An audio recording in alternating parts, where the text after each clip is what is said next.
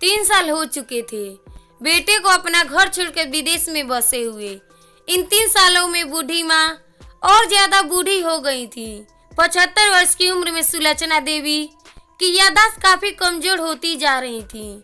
उन्हें रोजमर्रा की चीजें याद ना रहती, लेकिन जो उन्हें हमेशा याद रहता वो था उनका बेटा। दिन हो या रात, एक पल भी ऐसा ना होता जब उन्हें अपने बेटे की याद ना आती।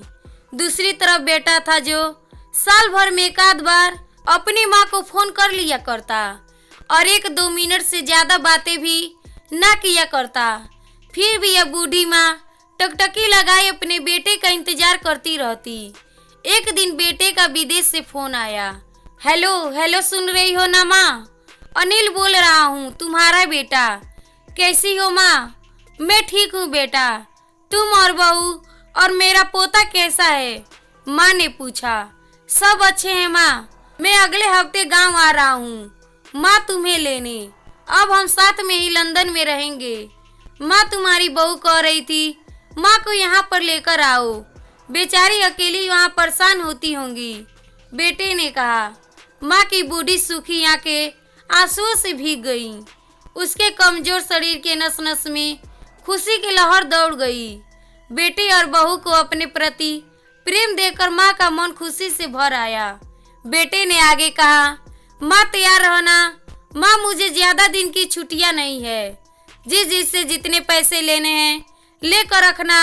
तब तक मैं प्रॉपर्टी डीलर से बात कर लेता हूँ घर बेचने के लिए। घर बेचने के लिए? माँ ने पूछा। हाँ माँ, गांव का घर हमें बेच देना पड़ेगा।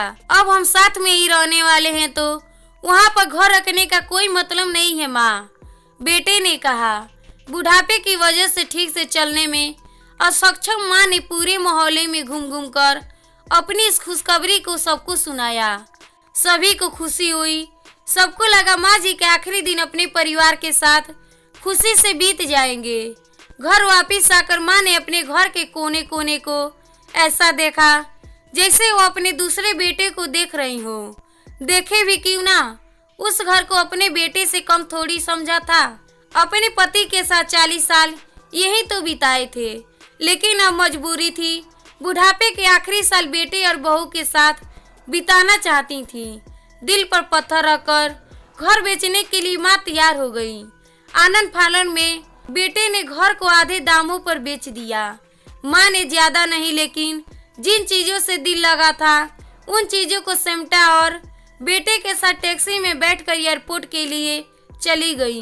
एयरपोर्ट पर आकर बेटे ने माँ से कहा, माँ तुम यही बेंच पर बैठो, मैं सामान और बोर्डिंग पास की जांच करा कर आता हूँ। वहाँ पर वक्त लगता है और खड़ा रहना पड़ता है, तुम्हें तकलीफ होगी, तुम यही आराम करो। मैं यूं गया और यूं आया। माँ बेंच पर बैठ गई और बेटा अंदर चला गया। काफी समय हो गया, बेटा वापस नहीं लौटा। माँ सोचने लगी ज्यादा भीड़ होगी इसीलिए देर लग रही होगी। अंधेरा होने को आया। अब तो लोगों की चहलकदमी भी कम होने लगी। माँ को अब चिंता होने लगी।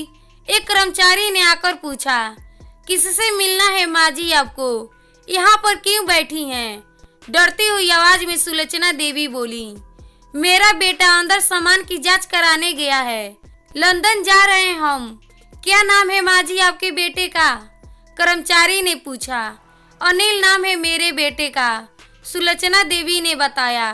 कर्मचारी अंदर गया और थोड़ी देर बाद बाहर लौटा।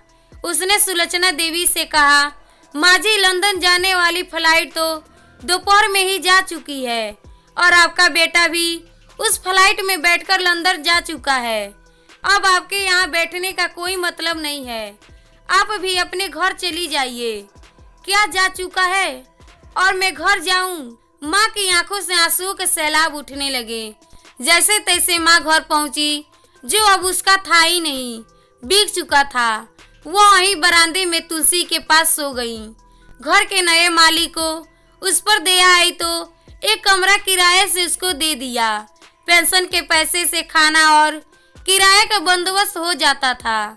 दिन बीतने लगे। कुछ दिनों बाद घर के नए मालिक ने सुलोचना देवी से कहा, माँ जी आप अपने रिश्तेदारों के यहाँ पर जाकर क्यों नहीं रहती हैं? इस उम्र में आपके लिए वही अच्छा होगा। अच्छा तो होगा, लेकिन अगर मेरा बेटा वापस आया तो उसका ख्याल कौन रखेगा?